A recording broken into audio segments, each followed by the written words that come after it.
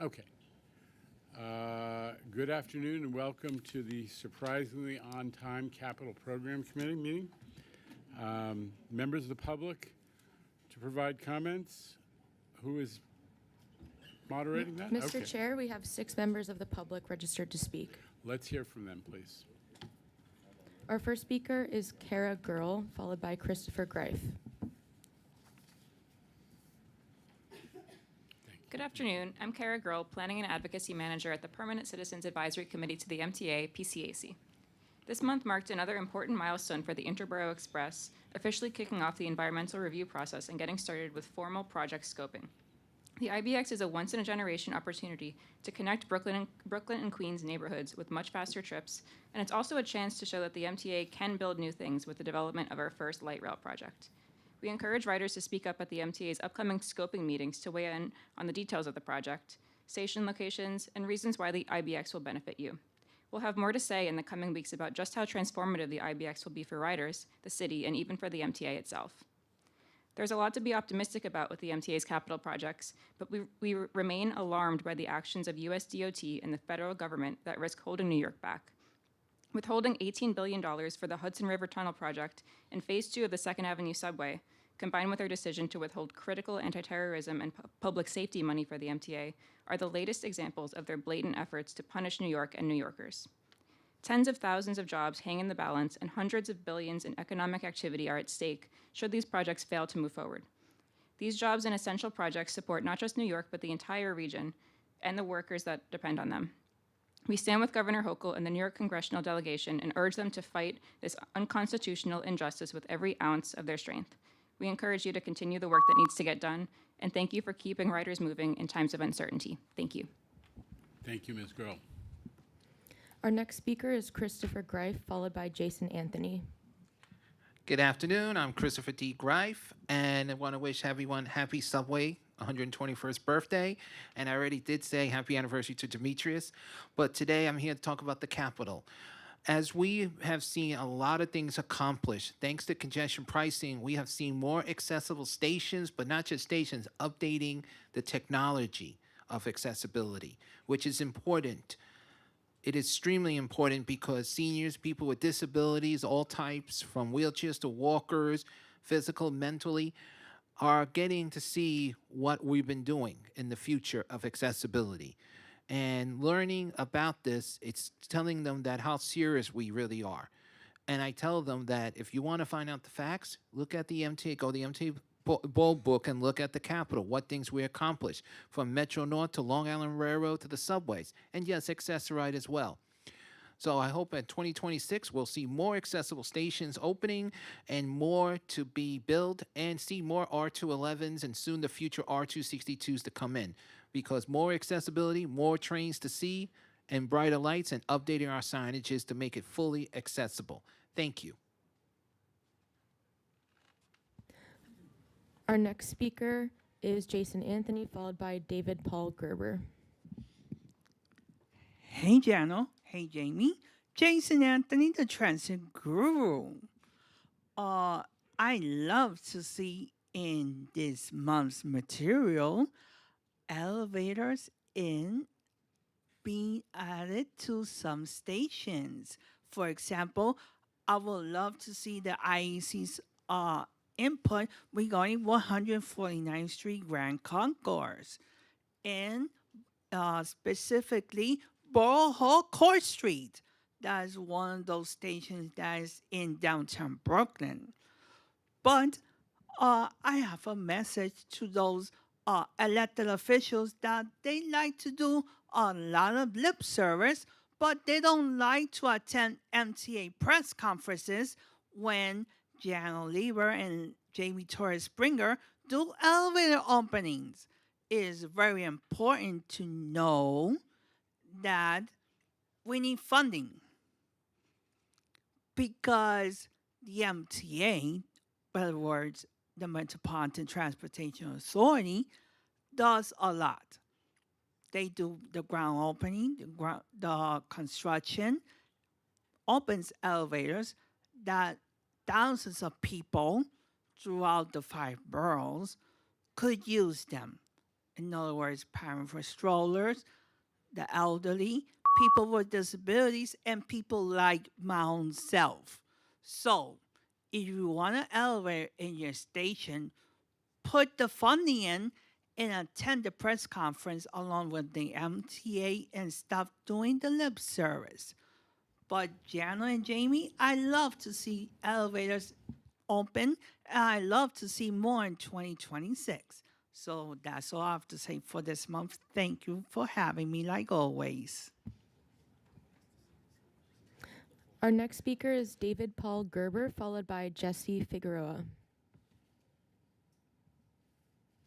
Hello, hi, happy anniversary to the subway system. Good afternoon, everyone. I've been following the 149th Street Grand Concourse construction development project here. This is a case whereby the MTA has really done a horrible job. The station is a abysmal, disgusting mess. In the February 2023 meeting, the original forecast was January 2024 as 59% complete. In the October 2024 meeting, which is a year ago, the forecast was extended to March 2025 with an 85% completion. While Tremont Avenue it was completed, 149th Street Grand Concourse was still a pittance itself. And it went from 85% to 90%. In today's meeting, the forecast is now December 2025 after the MTA promised last year in their Facebook page that the 149th Street Grand Concourse will be ADA accessible by July 2024. This is a disgrace. This is a total disgrace. And President Trump was right that the MTA was taking away the Penn Station construction project and give it to Amtrak because they don't even know what they're doing. Heck, they can't even update their elevator accessibility page here. It has old bus lines here, like the BX 30 at Gun Hill Road, the new Queens bus lines that were in effect in August. They still haven't updated, like the 102 at Queensbridge, which is now going Court Square. A shame, shame, shame.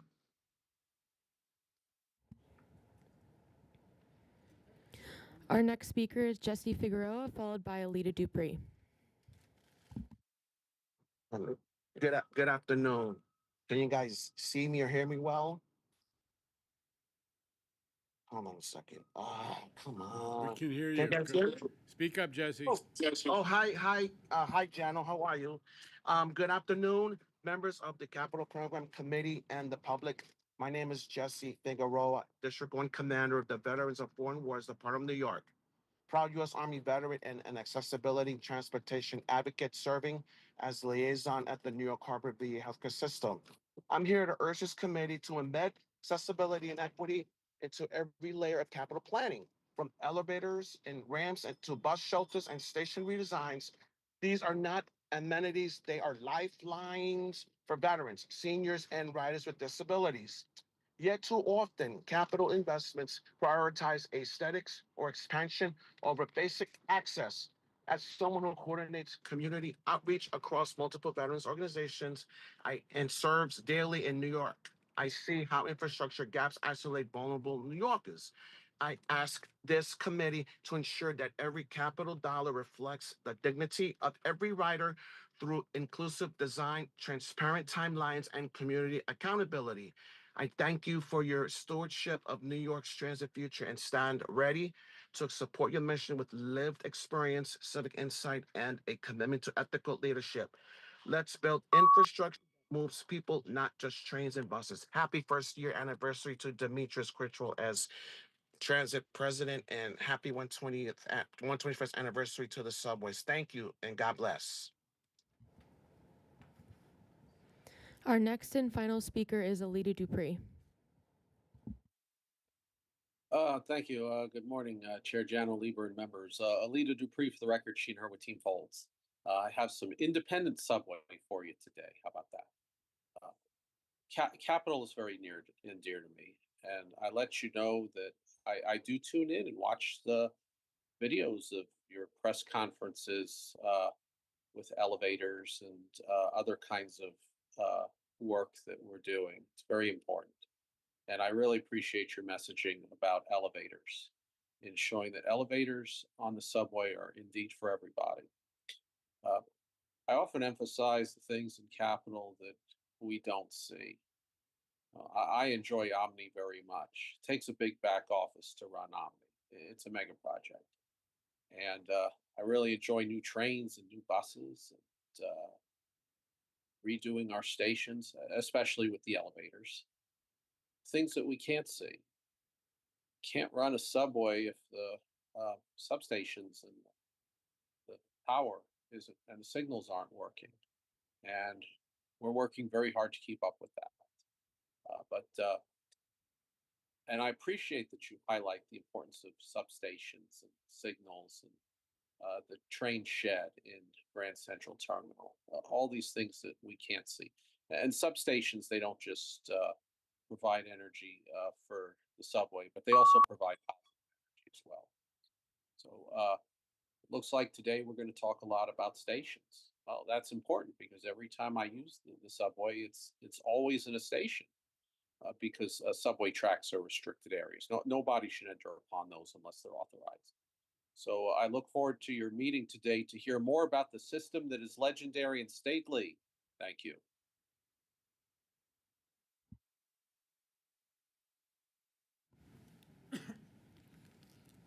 Okay, thank you to the public speakers. Copies of September committee minutes have been distributed and are available on the website. Changes or comments on the minutes? Any? Hearing none, may I have a motion to approve? Thank you for the motion, Mr. Herbst. Thank you for the second, Midori Valdivia. All in favor, the minutes are approved. Are there any changes to the work plan? Mr. Torres Springer. No changes, Chair, although we are updating CPC on Penn Station Access today, which is one of the mega projects. We deferred that to this month. Okay. Take it away, Mr. Torres Springer.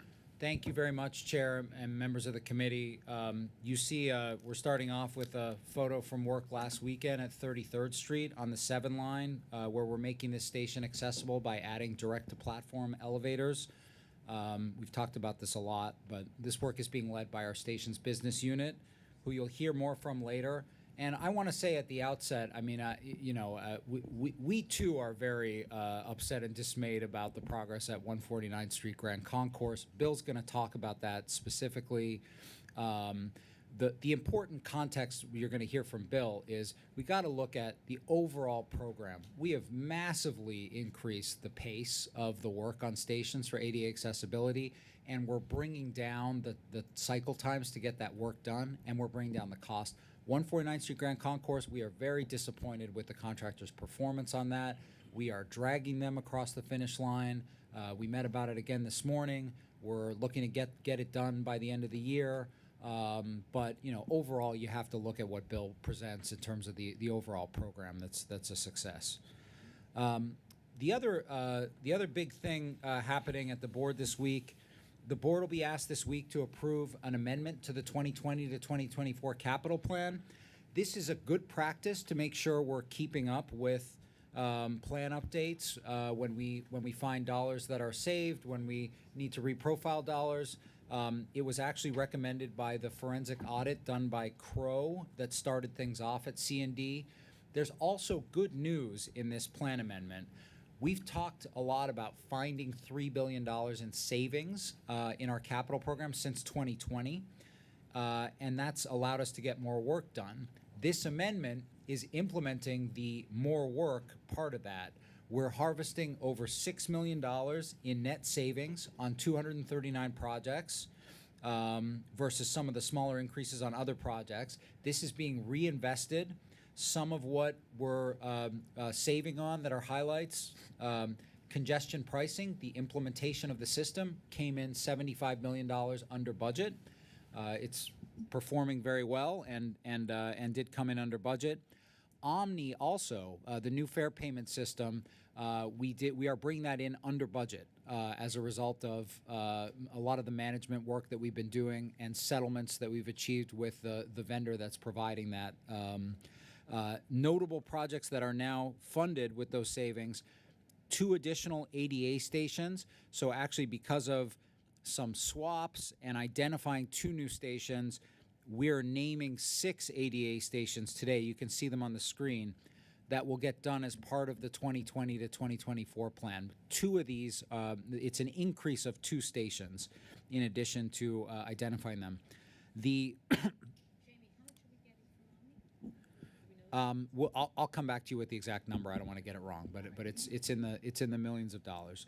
The very successful platform barrier program, we're also funding that in this plan amendment, and that's achieved a lot of success to date. There are now 96 stations with platform barriers in the system.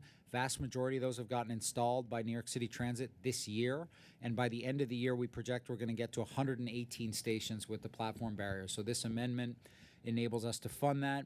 Additional resiliency measures in Westchester Yard, which is subject to coastal flooding, a substation on Long Island, fencing at the Throgs Neck Bridge. So a lot of good news in this. And Stephen Lohr is here, our deputy head for development, in case there are any questions about that from the committee. But we'll have more detail about that at the board on Wednesday. But the bottom line is, we saved $600 million by efficient management of projects, correct? And that's allowing Correct. us to add new projects to the capital program, which, although it's technically past the deadline, the work continues to execute on all that. That's a huge Yep. win for New York and for the MTA. Good stuff. Thank you.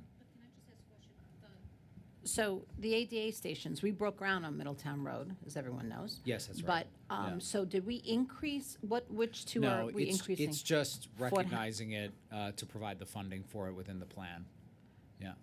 No, so we didn't increase 2 new ADA? We did. There's 2 additions here. It gets it gets very Byzantine to explain it. Okay. But there are 2 stations that we are deferring to a future plan because they're just not ready yet. Okay. To get done. We had not named every station in the plan, so we're naming 2 more, and then we're adding 2. So in total, 69 stations will become ADA accessible as part of the 2020 to 2024 plan. So that's an addition of. Yes, yes. On the topic of more for less, the Park Avenue Viaduct replacement hit a major milestone this month with the completion of Phase 1, covering the portion of the structure from East 115th Street to East 123rd Street. This phase was incredible. It included 128 bridge installations, replaced more than 8,200 track feet, all without disrupting a single train. And we have the good fortune being joined by my colleague, Justin Vanashek, who's very pleased with that. This phase 1, is 21 months ahead of initial schedule, and the overall project is still projected to be completed a total of 51 months ahead of the schedule and $93 million under the initial budget. Credit to design build, to this board being willing to make a decision that enabled us to get Phase 2 going, and also the performance of our contractor, Halmar, who we're going to talk about more in the context of Penn Access. Last week, we were thrilled to join J.P. Morgan Chase for the grand opening of 270 Park. In addition to being a great vote of confidence in the economic vitality of Midtown East, this project was a great public-private partnership.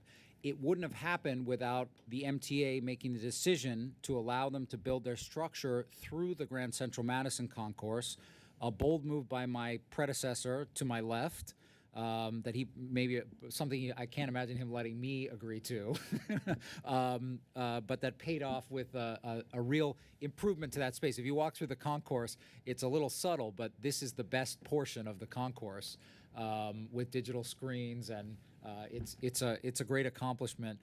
Because of this partnership, we also, above that concourse, got Phase 1 of the Grand Central train shed replacement done. That work got done on time and under budget, and that's allowing us to reinvest in future phases of train shed replacement. As you know, that's funded in the 25 to 29 plan, and more to come soon on additional public-private partnerships to get more of that train shed work done. We're just about wrapped that up and are ready to announce it. The Interborough Express has officially begun environmental review, which will run concurrently with the design contract that we kicked off in August. This Wednesday, the MTA will be at Brooklyn College for the first public meeting of the environmental review. That follows the dozens of events we've held introducing the project and hearing feedback from communities along the corridor. So a couple of big reports today. We're going to hear from Bill Montanili, who does a wonderful job under Mark Roche's leadership running our stations business unit. And then after we hear from him in the IEC, I'm going to talk through Penn Access. Bill. Good afternoon, everyone. Today I will update the progress on the station's business unit. I will provide a status on both the ADA accessibility and state of good repair programs, highlighting elevator replacement projects. A quick refresher of the work the station's business unit performs. Our business unit covers 493 stations in all 5 boroughs. Improvements are predominantly customer-facing and focus on accessibility and state of good repair enhancements to improve the customer experience. The state of good repair work is further classified as elevator and escalator replacements and station component and renewal work. A station condition survey is conducted every 5 years to assess the state of various station elements, such as platform edges, canopies, and staircases. Each element is rated on a scale from 1 to 5, as shown on the right here, with 5 indicating the poorest condition. The survey results inform both component and renewal work. Component projects address station elements rated 4 and worse, whereas renewal projects are more intensive, targeting elements rated 3 or worse. We are engaged in active work at over 100 stations right now. The business unit currently manages a budget totaling approximately $16.5 billion across multiple capital programs, with 13 contracts in design, 7 contracts in procurement, and 18 contracts in construction. Over half of our program, about $10 billion, is made up of projects to expand station accessibility. The remaining work consists mainly of state of good repair projects, including replacement of elevators and escalators. For the current capital program, our budget totals approximately $6 billion. Again, accessibility is the main focus of our work. An additional $1.1 billion of station accessibility and state of good repair work has been referred to the infrastructure business unit under the new line bundling strategy. Since our last meeting 13 months ago, we have awarded over $600 million worth of construction projects, continuing our commitment to expanding accessibility and advancing state of good repair work. We have completed 10 projects worth $1.6 billion. Of these projects, 40% were completed on time and 70% were completed on budget, with 2 projects, ADA at Hunter College and Grand Central Station improvements, completed both on time and on budget. We expect to complete 1 more project this year. Our bundled projects continue to roll out with upcoming awards of 2 ADA bundles.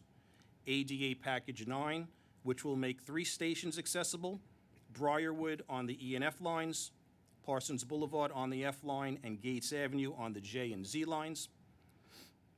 And finally, ADA at 42nd Street, Bryant Park, which will make 42nd Street, Bryant Park Avenue, BDFM lines, and the Fifth Avenue station on the 7 line accessible. Here's a snapshot of our commitment to accessibility through the capital programs.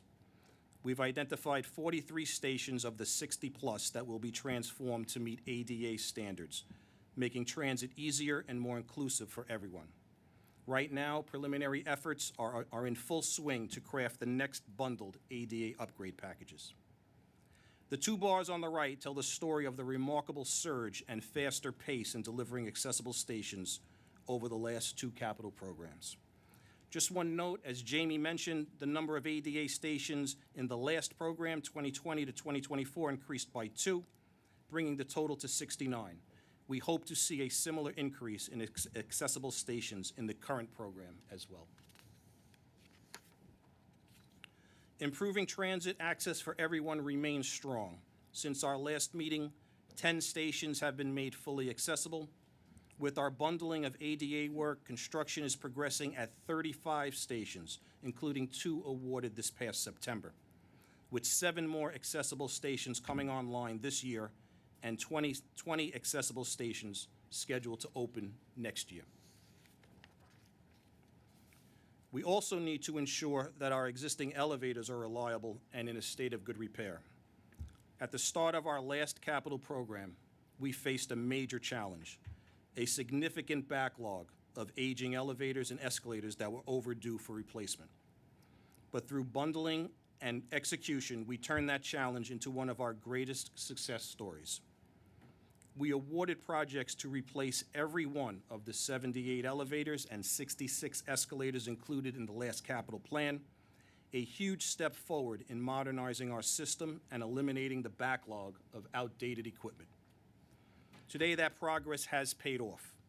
The current capital program is focused on not catching up, but staying current, with a 40% reduction in elevators and a 50% reduction in escalators needing replacement in order to maintain a normal replacement cycle. Can I just highlight that? Can you stop for a second? Sure. Because this is, I'm interrupting you and I apologize, but this is what the board really needs. We're behind the curve on normal replacement cycle on a huge number of elements of our system that are incalculably valuable. We caught up on elevators and escalators. Am I understanding this properly? That is correct, yes. Okay, so this is a huge milestone in capital program in state of good repair that Bill's just shared with the board. I just didn't want it to go unnoticed, because some of the most important and difficult elements of the system, we actually caught up to the state of good repair cycle, where you're replacing things on a normal schedule. So anyway, go ahead. I'm sorry. Thank you. Okay, one more comment, one more interruption. I just don't understand your point. How can I tell from this picture that we're caught up on a normal replacement cycle? What is that? What was the Go data ahead. that means Look, that? look right here. We're Next slide, please. You want? Okay, go ahead. Wait, go back to the Sankey diagram for a minute. We got to explain it. Look at, Yeah. So the current program only has 45 elevators and 33 escalators, the current program to be replaced. Over half of what was the beginning of the last program, 78 and 66. So we're on a trend to, we've eliminated the backlog, and now we're into just a normal replacement cycle of elevators and escalators who have reached their 20 to 25 year end of useful life.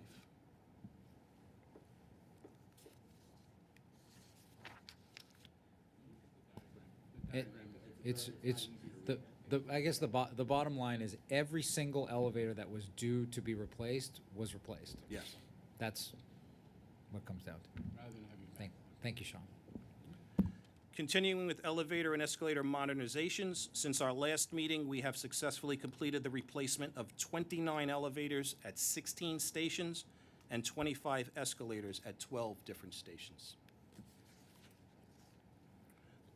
The elevator replacement program is currently focused on 2 contracts replacing 56 elevators at 27 stations.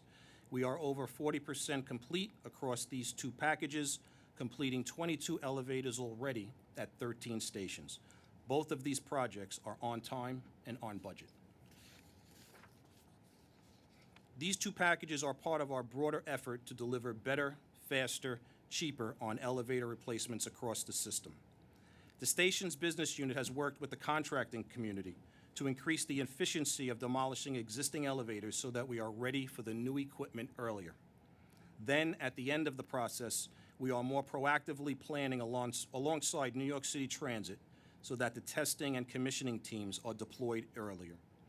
Over the last 2 years, this has led to shaving 2 months off the average elevator replacement, all while we are actively working on more elevators than ever. In addition to these packages, we have included elevator replacements at 5 stations as part of our ADA Package 3, where we brought on a new elevator installer, Otis, on board. While the early learning curve for Otis briefly slowed progress, the introduction has built a foundation for a stronger market in the long term. Continuing the focus on maintaining a state of good repair, the next project I'd like to highlight is the renewal work currently taking place at the 61st Street Woodside Station. Once completed, this project will restore the elevated station and portions of the line structure to a state of good repair. We encountered the need for over $30 million in additional steel replacement due to severely deteriorated supporting steel beneath the platform, which will delay the project. If you visit the station today, you'll notice the safe span system installed under the elevated structure. To provide context for this additional work, let me take you back in time for a moment. The Flushing line is a vital artery for subway access throughout Queens and is one of the most heavily traveled routes in the subway system. This complex connects the Long Island Railroad with the 61st Street Woodside Station. The photo here is the intersection of 61st Street and Roosevelt Avenue. The maze of steel above the roadway supports the station mezzanine, platform, and 3 tracks above. Our initial plan was straightforward: replace the track and platform, replace select steel elements, and repair the majority of the existing structure. However, once concrete demolition began, the situation changed dramatically.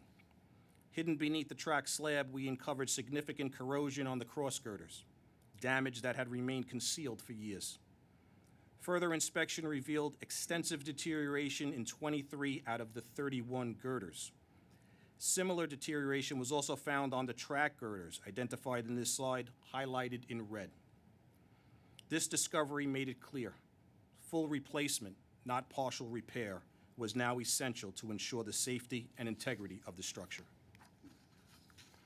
The safe span structure was installed below the entire elevated structure to allow work to progress without impacting the street traffic below. To give a sense of scale, one of the girders replaced measured 95 feet in length, 8 feet in depth, and weighed 30 tons. Replacing such a massive structural element in a dense urban environment while minimizing disruption to train service and the surrounding community presented a significant challenge. The solution is illustrated in the photo on the left. A carefully engineered temporary support system was installed to remove the load from the existing girders holding up the northbound platform and tracks. This allowed us to maintain service during the week while we continued on select weekends. In total, 520 tons of temporary steel will be used to facilitate the safe replacement of the 23 girders for the entire station, which will be completed in just 6 weekends on the northbound side. Once completed, the temporary support will be relocated to the southbound side tracks to continue the replacement on that side for another 6 weekends. A second project innovative solution is shown on the right. Instead of the traditional cumbersome approach of working beneath the elevated tracks to replace the cross girders, the contractor engineered a movable trolley that installs replacement beams from above the track. This smart solution not only streamlined the process, but also eliminated the need for DOT permits for this work, saving time, reducing risks, and keeping the project moving. While today's presentation has centered on achieving a state of good repair for our station, no conversation about the station's business unit would be complete without highlighting an ADA accessibility project. The final highlight today is the completion of a milestone. After more than a decade of hard work, addressing neighboring property owners' concerns, acquiring real estate, and untangling a complex web of underground utilities, the final and 100th key station, 68th Street Hunter College, was made accessible in December 2024 on time and on budget. Thank you. This concludes my presentation, and I'll take any questions following remarks by the IEC. We'll hear from the IEC and then do the Q&A.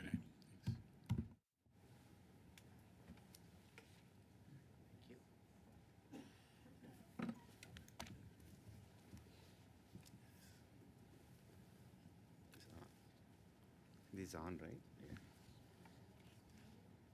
Thank you and good afternoon, Mr. Chairman and members of the board. Today I'm providing the IEC's review of the station's business unit and Penn Station Access. Both of the reports can be found in the committee book. The IEC monitors the C&D station's business unit through the quarterly traffic light report, complemented by a risk-based oversight of both individual and bundled station projects. The IEC reports provides a programmatic review of 11 individual station projects in construction. Together, these projects represent over $4.1 billion of the overall stations program and will provide station renewals and accessibility upgrades at 71 subway stations. With respect to our monitored projects, since our last report, ADA Package 2 and 68th Street Hunter College have both achieved full accessibility and were completed within budget. As of today, 4 out of our 11 monitored projects are behind schedule due to common and recurring risks. These include challenges in securing track time, coordination with outside agencies, and unforeseen site conditions. For example, delays on ADA Package 4 and Borough Hall are largely attributed to insufficient support from third-party stakeholders. While Con-Ed field support has been resolved on ADA Package 4, coordination with New York City DOT on obtaining approvals and permits for street reconstruction has delayed surface construction activities and remain a scheduled risk at Borough Hall Station. However, beneficial use of the elevators is anticipated before the end of this year. In addition, the IEC is projecting schedule impacts on the Flushing Line Station Renewals project, driven by increased scope from unforeseen steel repairs. The IEC anticipates that this ongoing work will cause potential delays to ADA Package 5 unless a track outage allowance or partial station closure is approved. Continued focus on effective planning of in-house resources and close interagency coordination will be key to keeping the projects on track as new awards move forward. Our cost analysis shows that aside from the 2 projects with added scope, all monitored projects remain within budget. A continued program challenge is the limited availability of contractors and specialty subcontractors, all of which are in demand because of highly competitive New York City construction market. This condition adds pressure to MTA's efforts to deliver the program within the timeline of the 2025-29 capital plan. We encourage C&D to continue its outreach to attract and engage contractors along with elevator and escalator subcontractors to help ensure there is sufficient capacity to fully support the program. The IEC recognizes the early onboarding of the project management consultant as a positive step. This has been adopted on some recent projects, and we encourage the implementation of this valuable approach for all upcoming awards. As part of the ongoing improvements, C&D continues to build on its centralized database of program-wide lessons learned. The IEC recommends implementing a tracking method not only to monitor the application of past lessons in new projects, but also to evaluate their effectiveness. Additional recommendations are in our report.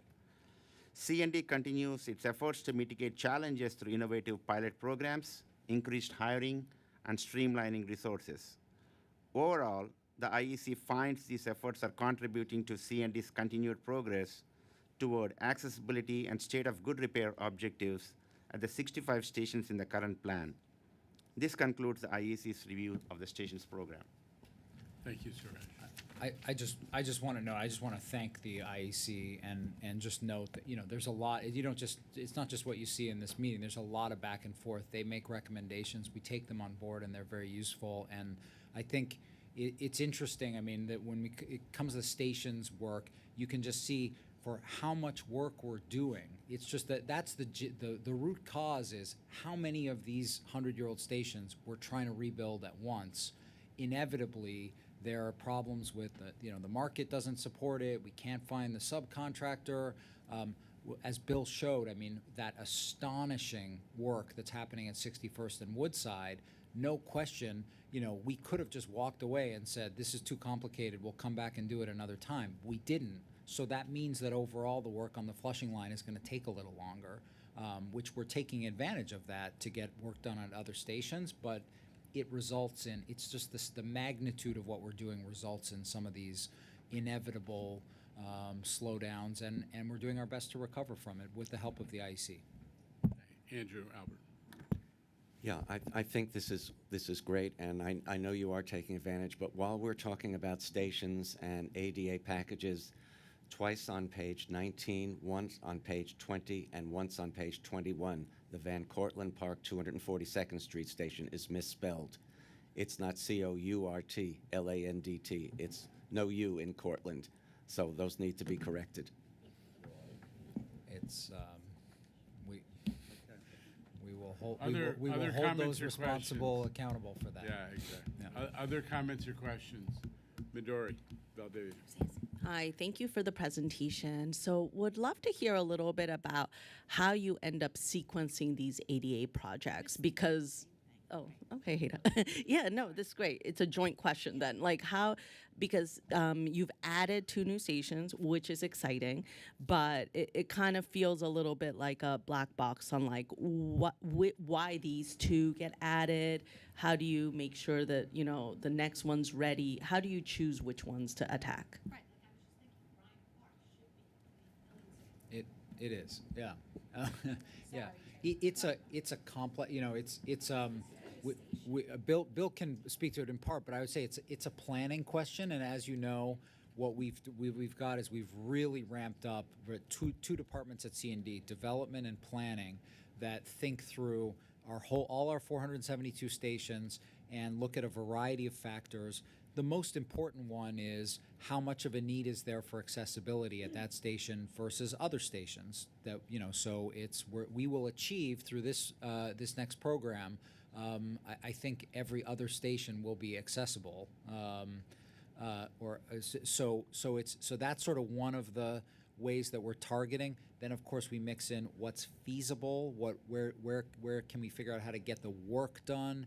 We can match it up to outages and disruptions. So there's a really complex, and of course we get a lot of stakeholder input, and we're taking that in as well. I don't know. The accessibility community has been involved in the selection process from the jump. So that has been one of the core factors in as we go to figure this out. But a lot of it is the bundling approach that Jamie's talking about. Is you want to take on accessibility in part in places where you have a lot of other station work to do and create a bundled project that takes maximum advantage of outages. Bill, sorry. No, Jamie gave a very thorough answer. Yes. Okay. All right. Melvin Miller. So I'm really interested in understanding how we can further mitigate the slowdown of projects because of the lack of capacity in the industry. We know that there's a lot of construction happening, and I know that we are doing some things internally to improve the capacity of like smaller firms and MWBEs, and there's some programs that the MTA is doing, but at large, there's an issue regarding work, especially when you're talking about specialized trades and specialized work. So what are some of the innovative things? Like, are we looking for firms outside of New York? Things that we can do to make sure that these projects are coming in on time so that we have the capacity to do them. Yes, it is very specialized, both elevator and escalator work. We have brought on, like I said, a 3rd elevator installer, Otis, and we're working with them. But we are going out across the country to try and find additional elevator and escalator installers that will come join the MTA. Yeah, I'll just build on that as well. I think Bill says it well. I mean, we're constant, we at least once a week we meet with a contractor or a subcontractor who we'd like to see working in our system. It's very hard to work in our system. It's a unique thing, and so often it's matchmaking, getting them to joint venture with a firm that's already figured out how to work in our system. But we spent time, Bill and myself and others, and the folks who run our small business program. We weren't able to get our stair railings fabricated a couple years back, so we went and found a fabricator that could do the work I think they're in Jamaica, and Jamaica, Queens, yeah, Jamaica, Queens. And we help them build up the capacity to fabricate railings for our stairs. So we're doing that. And also our small business program is a huge asset to us. A lot of the work that gets done in our stations, particularly the stair work and lighting, is done by the small business contractors. The cap on that has been increased by the legislature to $5 million, so that's helping to at least relieve some of the pressure on the larger contractors. And there's another factor, which is that we do $1 billion a year of minority and women-owned business through the MTA Capital Program. But one of the challenges is that contractors, because they're on the hook for the schedule and liquidated damages, in they don't always are not quick to use somebody new. So what we have been doing over time, and this predates Jamie's leadership, but it's continued very strongly, is to create incentive while they're having events where you literally pair the prime contractors with some of these minority and women-owned and small businesses who have been certified under the MTA's programs, and make sure, and you're making matches. The governor, to her credit, has come to a couple of these events to try to encourage everybody to take this effort seriously, so that prime contractors will, I won't say take chances, but undertake to use new subs and therefore grow the capacity of the industry of folks who are qualified. They've been certified, but they haven't gotten enough work. And so we're trying to do a lot of that. That effort continues to be a focus of the effort. We're actually looking at some structural incentives for prime contractors to try out new subs. I think Evan was going to add something. I just wanted to add that we're also, on the procurement side and also on our engineering side, we're out at industry events, speaking at industry events here and even outside of the New York area, trying to encourage, outside other contractors who don't do business here to come and do business here. So that's an active pursuit of ours.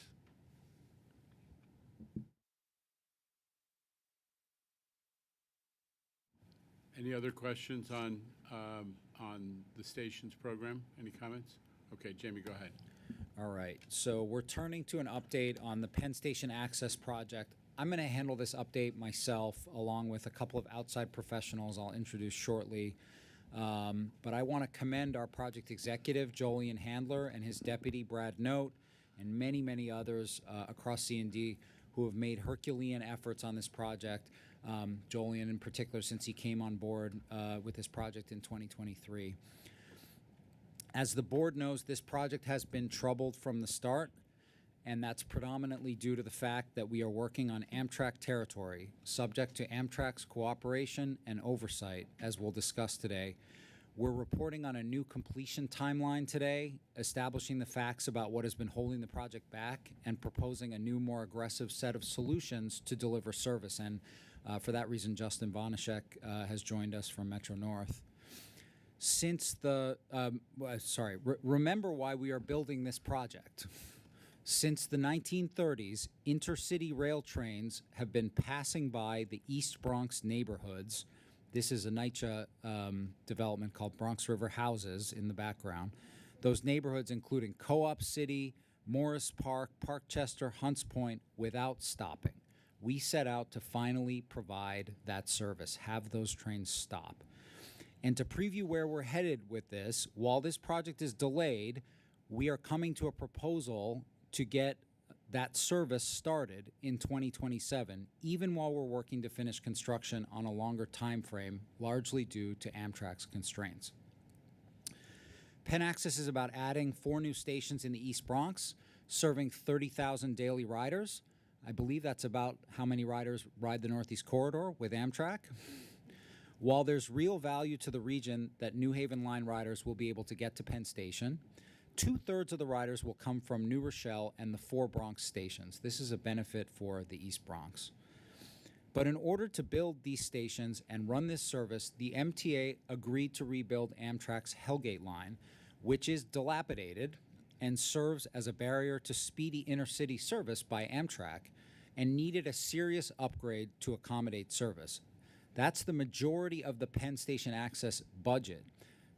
Rebuilding track, signals, power, communication systems, bridges, drainage, all of that rebuilding for Amtrak to continue to run service. We set out to do this work with federal support because it was the path to getting service to the East Bronx. but it meant working on Amtrak's territory with their cooperation and oversight, which they committed to at the beginning of the project. Here's a simple way that I can describe this project. It was basically the same as the third track project on Long Island, rehabilitating and expanding 10 miles of mainline service. We set that project up with design build. It did involve a lot of outages impacting weekend service and handling a lot of complexity, including the amazing bridge pushes that you see in this image here, and working to restore electrical service, as well as rebuilding, I believe, 5 stations, essentially from scratch. But it came in on time and $100 million under budget. Through separate competitive processes, we even wound up with the same contractor on third track and on Penn Station Access. Same contractor, same delivery model, same basic scope of work. Much less train activity in the way of work. On the Hellgate line, there's a maximum of 4 trains per hour. I believe the Long Island main line was 16 trains an hour before third track. But on Penn Access, we're working on Amtrak territory, which requires cooperation by Amtrak, which it has struggled to deliver. And it has resulted in many of the same delivery challenges we faced with East Side Access, which you know well, faced years of delay and hundreds of millions of dollars in additional costs. Here's why, the trajectory of this project, and we're going to get into a little more detail after this. First, Amtrak was unable to provide outages. You need outages to get work done, weekend outages, and I don't think this is in dispute. 7 of the 48 outages committed to on paper in an agreement between Amtrak and the MTA, only 7 were provided in the first 2 years. They can quibble and say actually it was 7.5 or 8, but we did not get the outages in the first 2 years, and that set the project spiraling off in the wrong direction. Then we got the outages, but not the support staff. Here's a simple way to think about this. Lots of different support staff required on Amtrak's territory.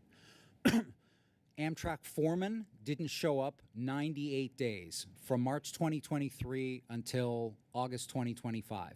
Without a foreman, you can't take track out. You can't work on the track.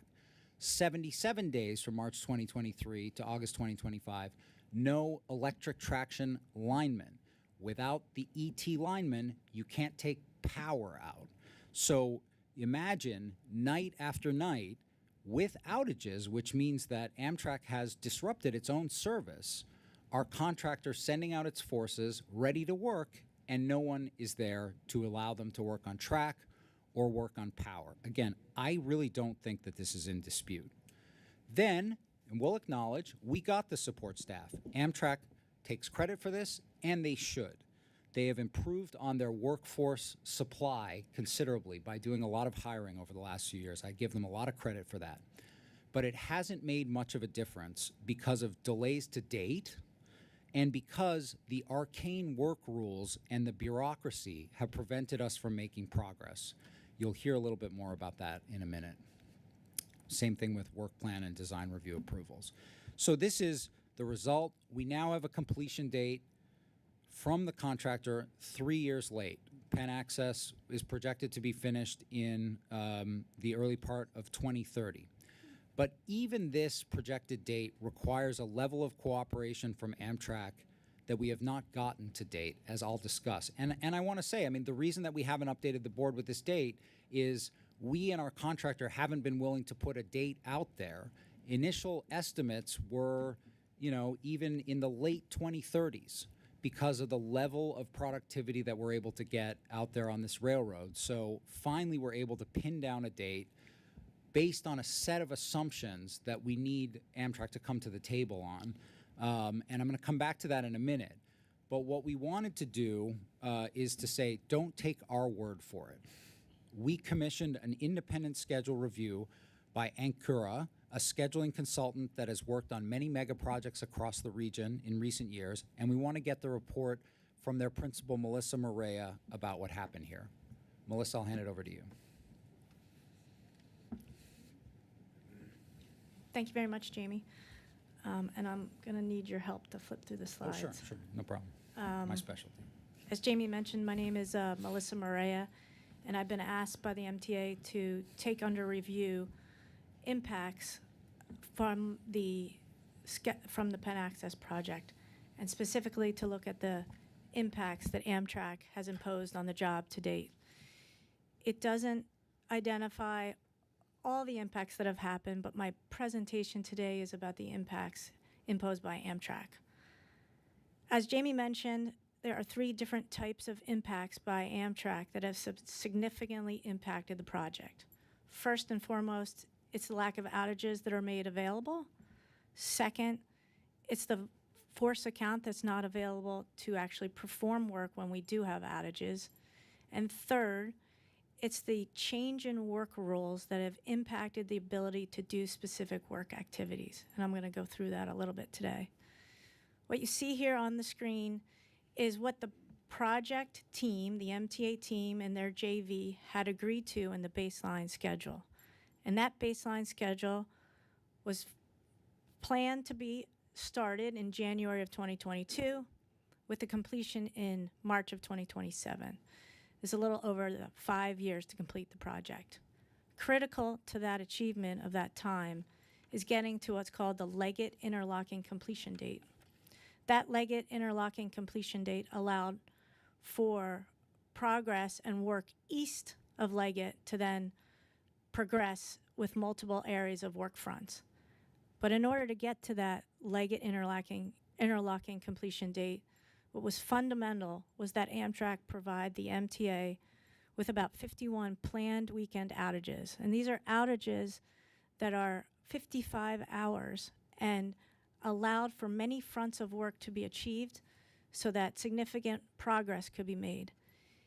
In 2022 and 2023, specifically, and up through the Leggett interlocking milestone, approximately 51 weekend outages were contracted and agreed to by Amtrak during this time.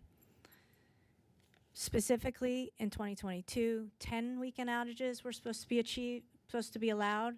In 2023, another 38 planned outages were supposed to be allowed.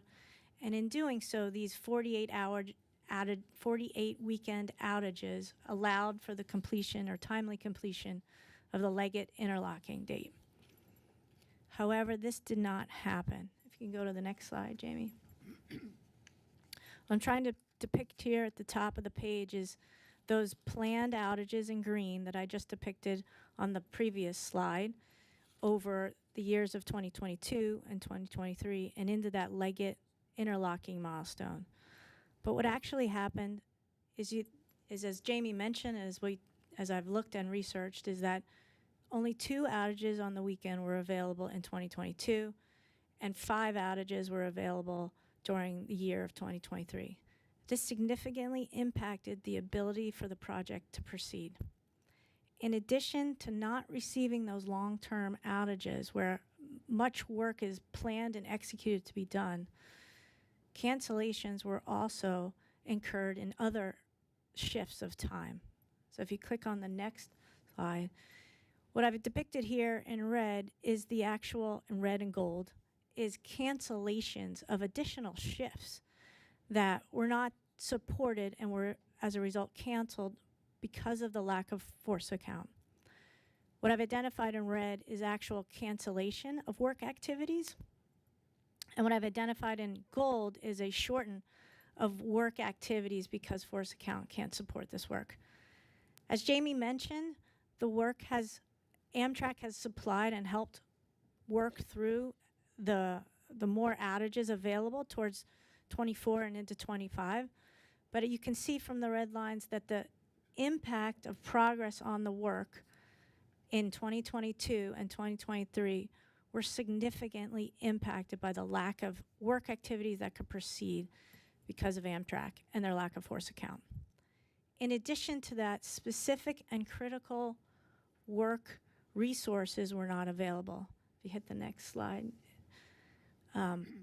As identified by Jamie and looking at the project record, specific work that Amtrak was to support by providing their track foremen were impacting the project throughout 22, 23, and into 24.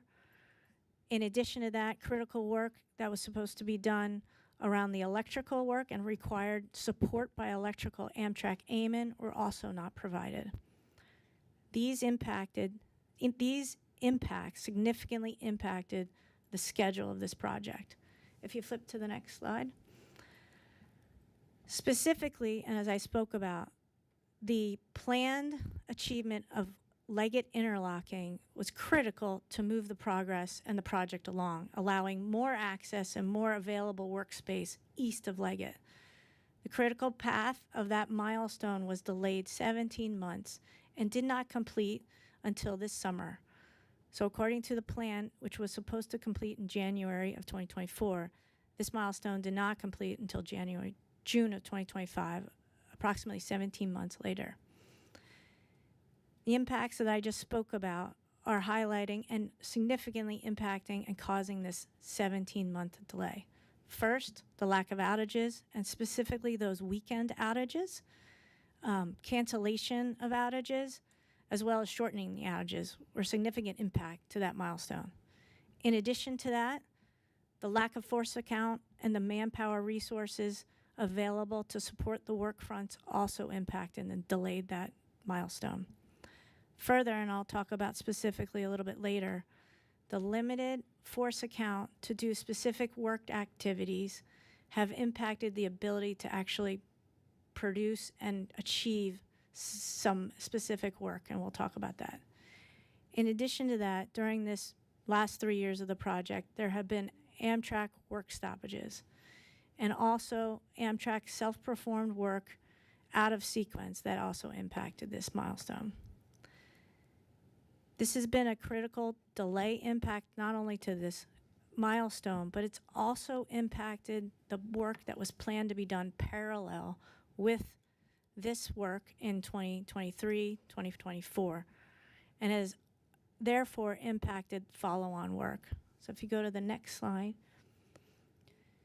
What I'm depicting here is that the original baseline schedule, according to what was agreed to by the JV, the MTA, and Amtrak, was that a significant amount of the construction work was supposed to be planned from 2023 into 2026. And in doing so, the contractor was supposed to achieve activities on a monthly basis of about 92 activities done per month. As of the beginning of September of 2025 or the end of August 2025, that average achievement of work activities per month has now been reduced to 53 activities per month. This is a significant reduction in what was planned to be done and has been impacted by what I just spoke about, the specific issues that were impacting the project and the Amtrak impacts and those outages, the shortened outages, the canceled outages, and the lack of support.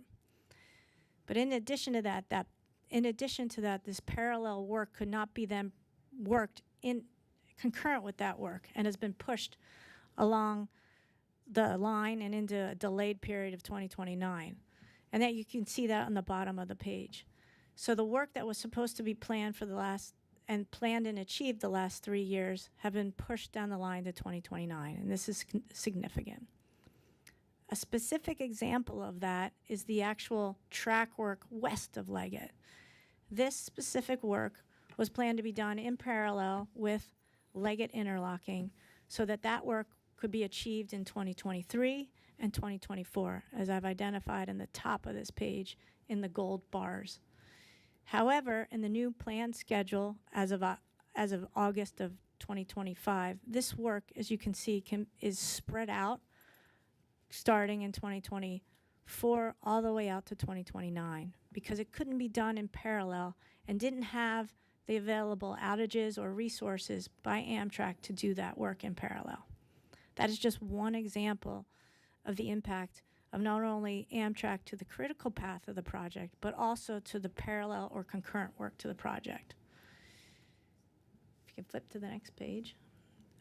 Another impact that has been imposed on the project by Amtrak is the planned work that was supposed to be done on certain elements, according to the contract or the guidelines by Amtrak, to put a OCS installation portal in place, on average, about 9 force account resources were supposed to be used. Today, Amtrak is requiring essentially, on average, 17 force account support members to support that same amount of work. So in essence, you've got one portal to install where you had planned to do actually 2 portals with that same force account resources. In conclusion, if you go to the next page, the impacts that have been identified to date, those impacts that I spoke about, the lack of outages, the cancellation of outages, the lack of resources, and the change in the work requirements has impacted and delayed the project to date 17 actual months. But because of those impacts, as well as the parallel work that was supposed to be planned to do, it has actually delayed the project completion an additional 19 months, or a total delay of 36 months, if Amtrak can support the new project schedule that the team is working on. With that, I turn it back over to you, Jamie. Thank you, Melissa. Almost done. Almost done. I want to talk about what we've done and what remedies we're proposing. At the MTA, we've been struggling with this for years, and we've done everything we can think of. We've written down Amtrak's work rules for them. We've set up a system to coordinate outages and staff support across the region. We've convened partnering workshops to agree on design. We've even volunteered to reduce the scope of what we plan to build for Metro North. Biggest example is we switched out our rolling stock solution. We eliminated a lot of items that aren't absolutely critical to service. Switching to the board approved it, the battery locomotives means that we don't have to build third rail and 2 substations. We eliminated that. We've put many proposals forward for Amtrak to similarly either defer scope or eliminate scope, and what they have agreed to is that we don't have to paint one bridge. I do want to give credit to Amtrak staff who have made efforts to cooperate with us along the way. While progress has been made, it's simply not enough. An example of this, and we'll hear this in response to some of what Melissa said, it's true that Amtrak stepped up at one point and said, we haven't been able to give you these weekend outages, so we'll give you a long-term outage. We'll operate on a single track for a longer period of time before Leggett went in. The problem was they didn't have the staff resources to show up to support the work. So in fact, that disruption that they made to their service really didn't have an impact. And even then, they say, oh, well, that's the equivalent of weekend outages. We weren't able to work on weekends during that long-term outage. They could only give us crews to work five days a week, 2 8-hour shifts. So we didn't get weekend work done during that period. And then we got a lot of cancellations. But again, efforts were made along the way. We've also, at the MTA, managed our contractor, who has been far from perfect. We've seen them not measure up to the requirements they were aware of to work on Amtrak's territory repeatedly, especially in the critical electrical work, the overhead catenary. But we have to avoid drawing false equivalencies. These are fairly small impacts from a contractor who we've seen perform well on many other projects, including Third Track, compared to the overall impact of Amtrak's challenges. We will, before we get to the most important remedy related to service, we will need to begin an action with Amtrak. So we've asked construction attorneys at Troutman Pepper Locke to take a look at the agreement and give us an assessment of the position here. So I wanted to call on Aaron Abraham, a partner there, to talk about that for a minute before we talk about our remedies.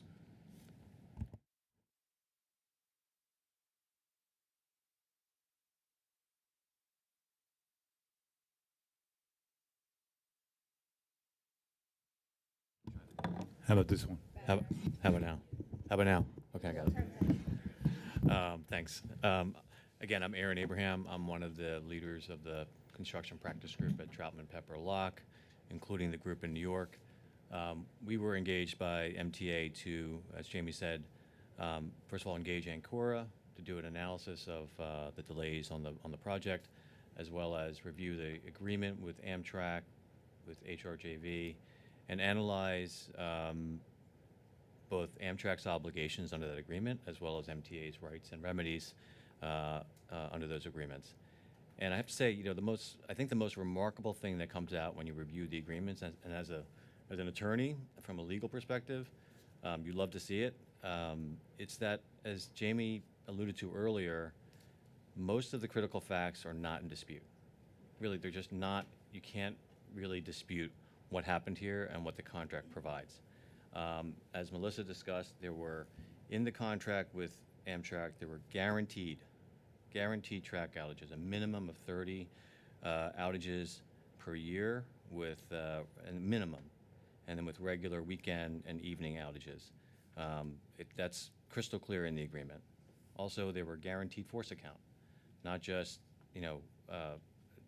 sheer numbers, but the types of force account that were required to complete this project. And then there were design build obligations that were built into the agreement that contemplated how the parties would act in progressing the design and the construction in that environment, which has proved, as Jamie said, very successful in the past. And then lastly, there were work rules that were provided to MTA, Amtrak work rules that were provided to MTA before we signed the agreement with Amtrak and before we signed the agreement with HRJV. And what's also striking is that Amtrak, it wasn't that we just negotiated an agreement with HRJV. Amtrak sat at the table with MTA. They gave us the track outages. They gave us the force account. They gave us the work rules, and they said to us and to HRJV, this is what we can guarantee you. You have to develop your schedule around this. And that's what they did. They sat at the table. Not only that, but they negotiated that agreement with HRJV under their parameters, which they were the only party who had control over that. And they approved the schedule. When the schedule was finalized, Amtrak approved the schedule based on all the guarantees that they had provided to MTA regarding force account, outages, and work rules. And most striking is once the contract reached execution, the failure of Amtrak to live up to any of those obligations. It was egregious. It totally frustrated the purpose of the contract. And again, only Amtrak knew at the time that we entered the contract what it was able to provide, what was required in order to work in their space. And they told us, they told HRJV, this is what you will get. And they induced MTA to enter into the contract. And then when it came time for execution, it's almost as if they didn't read the contract. So these were material breaches, needless to say, of the agreement. We're looking into the remedies, and there are several remedies. There's a process that has to be followed in order to follow through on those remedies. I think Jamie will talk about that a little later. But clearly, from a legal perspective, what's not in dispute here says it all. Thank you, and we're almost done. I swear, we're almost done. But so what are we looking for Amtrak to do? And to a certain extent, we actually, we set that aside in terms of the dispute between MTA and Amtrak about responsibility. I mean, we wanted the board to understand that we're doing our duty to investigate that and get the best advice and support, but it doesn't matter as much right now. What matters is service. So number one is cooperation to reach that 2030 date. Melissa told you that there's a real risk that if we keep going like this, we're not going to achieve the 2030 date. So it involves some fairly basic compromises, letting us work on a larger portion of territory at a time. It's what we call double block outages, find efficiencies in how the work is performed, give us work rules that actually allow us to get work done. And since Amtrak forces are more comfortable putting up their own catenary power and signal lines, we're happy for Amtrak to take over that work. They've agreed to take over some temporary wire work, but we think they need to take over all of the wire work in order for this work to get done by their forces. But here's the real top priority, which is service to the Bronx, to the East Bronx in 2027. We have worked with Metro North to develop a plan that allows for service to still commence in 2027 for the people of the East Bronx, even as we finish construction on a longer time frame. You can see here how much progress we've made on the Parkchester Van Ness station. We're able to work on it because, of course, it's off the right-of-way. We can get that finished by 2027 and create temporary stations at Co-op City and Morris Park, which would allow us to start running service. And with that, I want to turn it over to Justin Bonashek to talk about what that service would look like. All right, thank you, Jamie. As Jamie just mentioned, this temporary service will give Bronx residents 3 new Metro North stations: Co-op City, Morris Park, and Parkchester Van Nest. For far too long, this area has been underserved when it comes to transit options. Many East Bronx residents face long, unpredictable commutes, especially in neighborhoods with limited subway access like Co-op City and Morris Park. To change that, beginning in 2027, we'll introduce temporary New Rochelle shuttle service stopping at the new Bronx stations, again, Co-op City, Morris Park, and Parkchester Van Nest. This service will include 31 passenger trains per day, featuring 5 inbound AM peak, 2 reverse AM peak, 5 outbound PM peak trains. In addition to that, we're going to have hourly bidirectional weekday service between 6 a.m. and 8:30 p.m. We expect this initial service to serve nearly 11,000 daily riders. And by introducing this preliminary service in 2027, we'll be operating on a 2-track railroad. Currently, Amtrak runs at most 4 trains per hour on the Hellgate line, 2 in either direction. What we're proposing adds an additional 3 trains per hour in the peak periods and 2 per hour throughout most of the day. That brings the maximum total to 7 trains per hour on a 2-track railroad, a very reasonable number.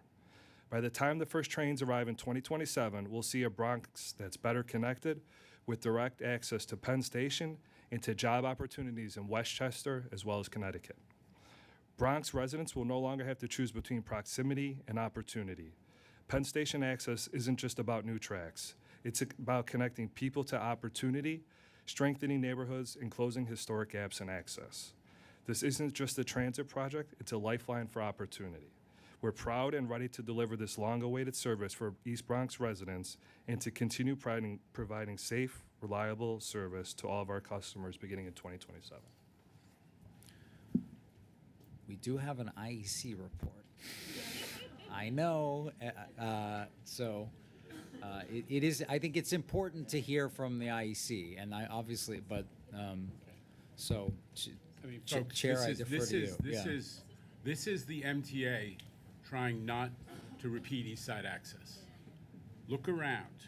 There's some of you who are here and saw that there was a project, East Side Access, that took 5+ years, close to 10 years too long, because in part, Amtrak owned all the infrastructure and work couldn't get done, just like this.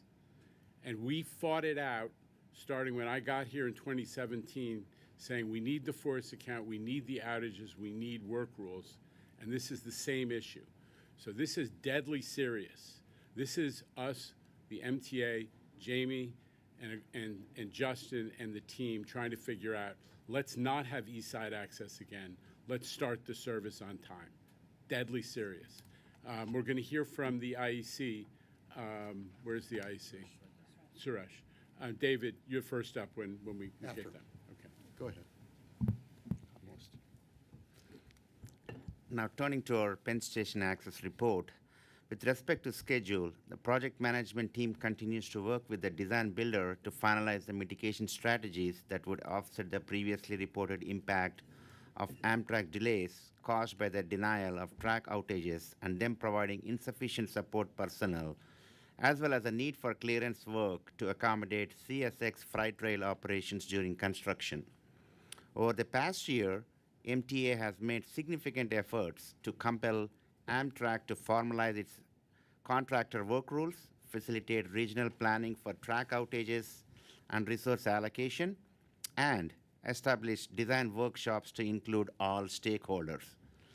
The proposed PSA rebaseline schedule forecasts substantial completion in March 2030, 3 years later than originally planned.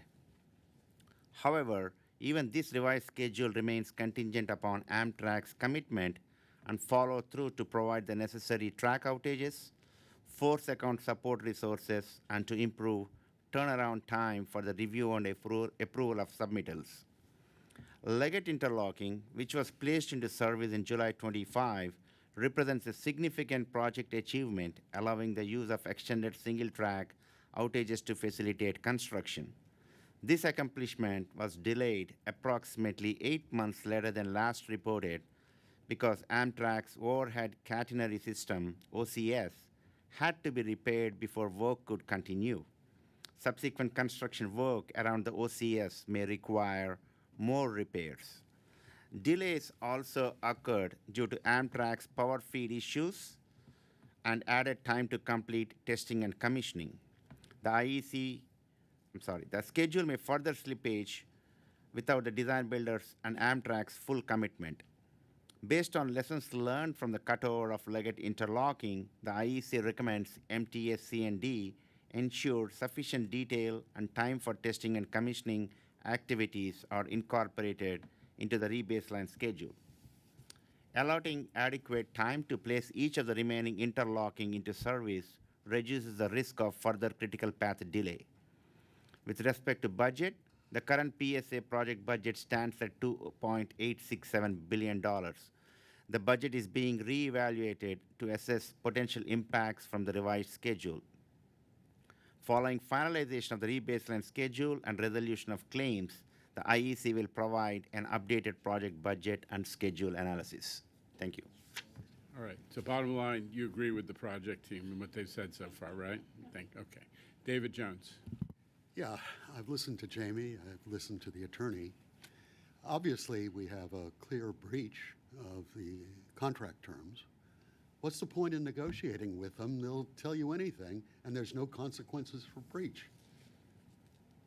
That's what I'm concerned about, that we've already had clear examples that they signed off on a major contract. There's no teeth in this to secure us from having it happen yet again. Well, I'm going to let council respond, but Board Member Jones, I would say this is exactly why we're saying, let's get service going. So, because that's, that we can agree on and we can move on. We can start running service through a regulatory process. Then we can deal with the rest of it. And there you're right, but certainly allow council. The simple answer is that the contract requires us to engage in a multiple-step process. That the ambition is to be able to come up with some resolution. I don't know whether that's possible, but that's certainly a contractual requirement. And we are going through, we're making sure that we check all the boxes and we do what we have to do contractually. So I would add this is like, David, we're letting the cat out of the bag so that the world understands what's taken place. In East Side Access, that didn't happen for 10 years. That no one was talking about I'm not blaming Amtrak for the entire East Side Access debacle. I got to drag it over the finish line when it was already 10 years old. But that Amtrak's problems, which are exactly the same type of problems we're talking about here, had a significant impact. There was never really any airing of it until very late in the game. What we're trying to do is to say, this is what's happened, and we need to find a route to deliver service before it starts to drag out like East Side Access. No more East Side Access. That's why we're doing this presentation now. Question from Andrew Albert, and then Lisa Soren and Midori Valdivia, and Mark. Thank you. Jamie, you mentioned in one of your earlier speeches about battery-powered trains, and my question, and we don't know if this is going to happen, but where was the service originally going to start to serve these 4 Bronx stations? Was it New Rochelle, Stamford, or New Haven? Justin. 2 were going to start out of New Rochelle and 1 out of Stamford. It was going to be 3 per hour. 3 per hour, okay. And the battery-powered engine that you referred to earlier would have no problem serving Stamford to Penn Station? That is correct. It's AC and battery. Okay, It thank runs you. on catenary and battery, yeah. Okay. AC, yeah. Lisa. Soren. A million questions, but I'm going to try just 2. So where's the accountability for Amtrak? I know we have the attorney. I'm a little confused that this started in 2022. Here we are ending 2025. We're now making it full public, right? How Amtrak has screwed us over. But what's been happening in the meantime, if possible? I mean, staff not showing up, them not playing by the rules. Like, where's the accountability in that whole who do they report to? I don't understand what's happening. Well, And I have other questions, but that's part one. I can just say that at the project level, there's been a real effort to work together. And I've said we've tried everything, right? Let's write your rules down for you. They have stepped up with force account, these staff support numbers that they've hired, but they haven't been able to really allow us to work. So it just, every week, honestly, there's something else, to the great frustration of our team and our contractor, that just prevents us from working, and there's just an inability to solve problems. So that's why we've come to this point. We certainly didn't want I just to come want to be this straight point. up. Like, we've been yelling about Amtrak's force account capacity problems for years, loud for a long time, and we actually take it to the Northeast Corridor Commission. And in the last administration, Jamie and I each have talked to the Biden Federal Transit Administrator. We said, if Amtrak can't hire and keep the people, let's develop a system where, like the utilities, when needed, they can use people from other companies, other agencies. They could draw people from even Metro North or Long Island Railroad who are qualified to do the supervisory labor or to oversee catenary work or otherwise. And these conversations never went anywhere. And in fairness, there's a new administration. We haven't really gotten into this deep with them, but Jamie made another presentation at the Northeast Corridor Commission just 2-3 weeks ago on this subject, right in front of the new administrators of the Federal Transit Administration and the Federal Railroad Administration. So we have been raising this collectively, but Jamie in particular, for quite some time. And what we're doing now is we're saying the Amtrak lives in Washington. They are a creature of the federal government. And we're hoping that our congressional delegation and folks in power can prevail upon them to work with us on this idea of, like, the preliminary service. We're going to fight out the money issues and the accountability issues in an arbitration process. Okay. That's the reality. And the Troutman team is, ready to go. But we have to now get the political class to prevail on Amtrak to work with us on this plan to get service to East Bronx residents by 2027, as they were promised, even if the rest of the project ain't done. Okay? That's an amazing answer, and I appreciate that, Jano. So I'm going to move to the more positive, getting this thing 2027. Logistical. We make those stops. Where are the people getting on and off? Well, Justin may want to weigh in, but what we've said is, I can go back to the slide. There will be, we'll be able to build temporary stations at Co-op City and Morris Park. They will be on the south side of the track, the right of way. So we'll have to build temporary staircases because the concentration of folks at Co-op City and Morris Park are on the north side. We also say we have a real estate interest that has been very difficult with us, called Real Term in Morris Park, who need to come to the table and allow us to get to an agreement so that we can get that temporary access built. It becomes more important now. We in the city are discussing taking a significant action against them if they don't come to the table. That's more important now. And then Parkchester Van Ness will be a permanent station, so it'll be, it'll be accessible as is. Yeah. Did we explain Hunts Point? Just Hunts Point is the fourth station, very important station. Unfortunately, because it's down in the cut of the tracks, we can't put a temporary station in there and get work done. It's just not enough room. So that's a problem.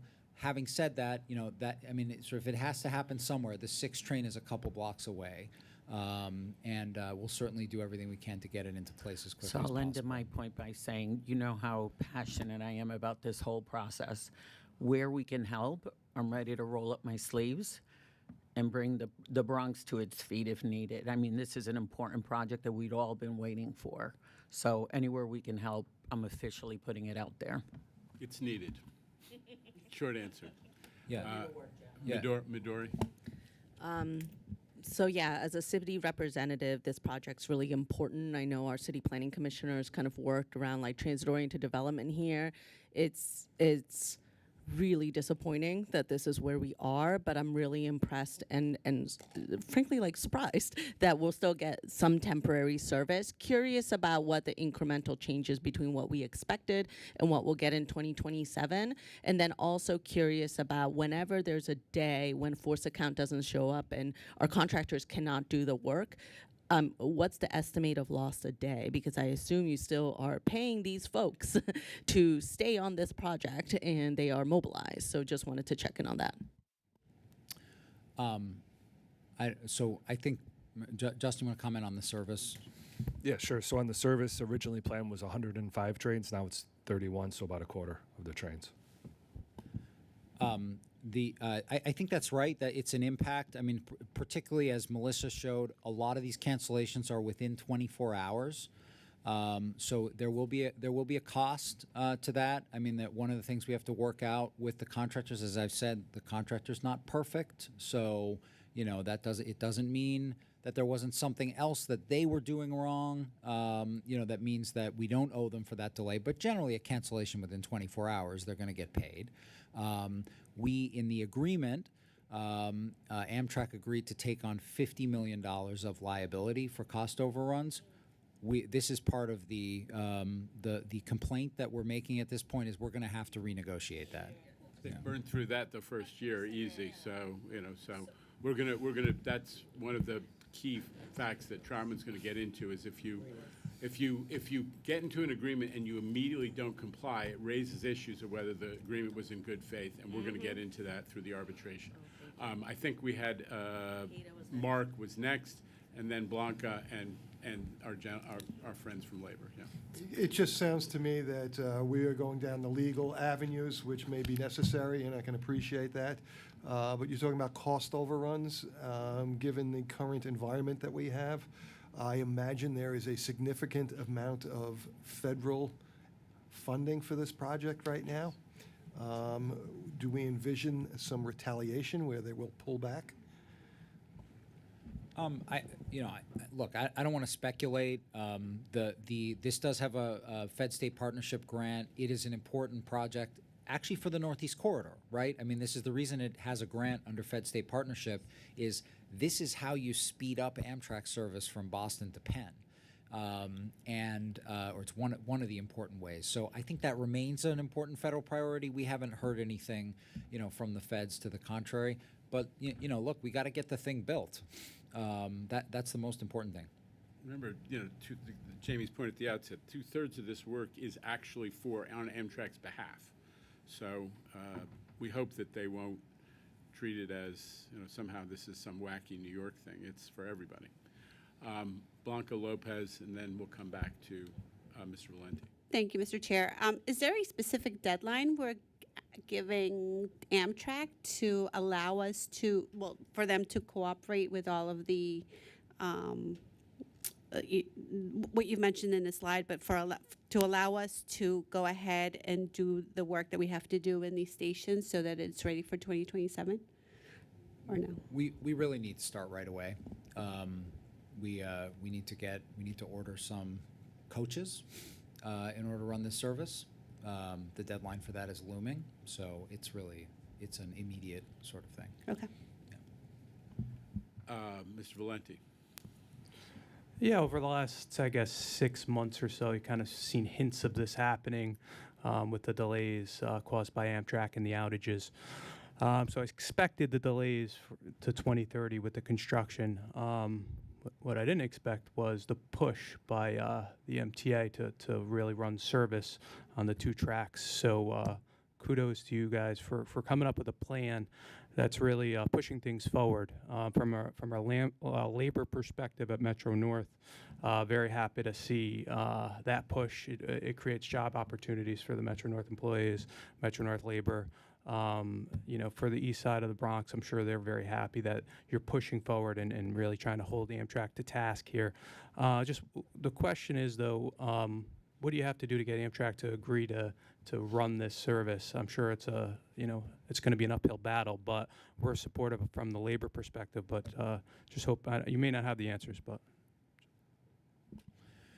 There's a series of approvals and regulatory approvals that have to occur. Justin has a lot of work to do to put service on. The one thing I'll say is, by the way, this is not that different than the Albany service that Metro North, that the governor announced last week, that Metro North would be putting on. Really, and again, I know this is to connect a lot of dots. Same situation where, because of the difficulty rehabilitating the East River tunnels, Amtrak is unable to run adequate service to Albany, and therefore Metro North is stepping up, and the governor brought everybody to the table, and everyone has figured out a way to allow Metro North to run service in Amtrak territory to Albany. It's really the same thing, and we would expect that it could go just as smoothly. Mr. Leathers. Yes, earlier in this meeting, my question would have been, were we able to quantify the financial impact of these delays or cancellations? And now my question would be, how many occasions was work set up and resources were on site ready to work, and maybe a lineman didn't show up, or maybe a supervisor from force account didn't show up, or were not scheduled to show up? Is that something that we can get the data on, or the metrics? We absolutely have that. Melissa, did you want to speak to it? Yeah, that specifically would be identified in that red to gold line.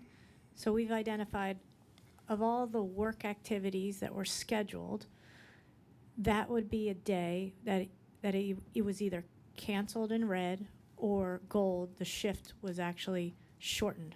So that represents at least one, maybe two, and sometimes three activities a day that were impacted by the lack of force account not being sufficient enough to do the work activity. Now, has a dollar value been added to that data? We haven't put that together as far as adding up all the dollars associated with that delay. But again, that's one piece. What you don't see on the side, and it's hard to calculate, is these delays in red and gold are what were canceled within a week to 24 hours of that work being done. You don't see, and there's still an impact of actual weekend outages that were planned and were canceled 6 weeks in advance, so other work was produced. So there's other significant impacts that prevented work that has to be organized and calculated, and will be part of a dollar amount in the impact that it's been caused. Mr. Leathers, I'm just going to tell you honest, we had to give this board a presentation on this project.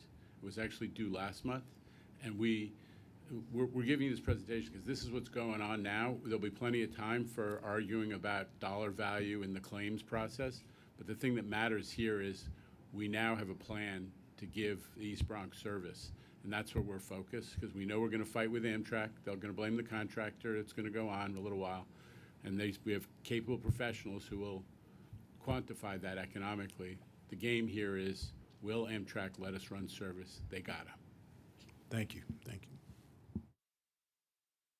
Ada, and then I think we're going to wrap up because we got to let the finance committee happen. So just quickly, so where do we go from here? I mean, obviously, we promised service to the people in the Bronx, and kudos to us that we're going to go ahead and do that.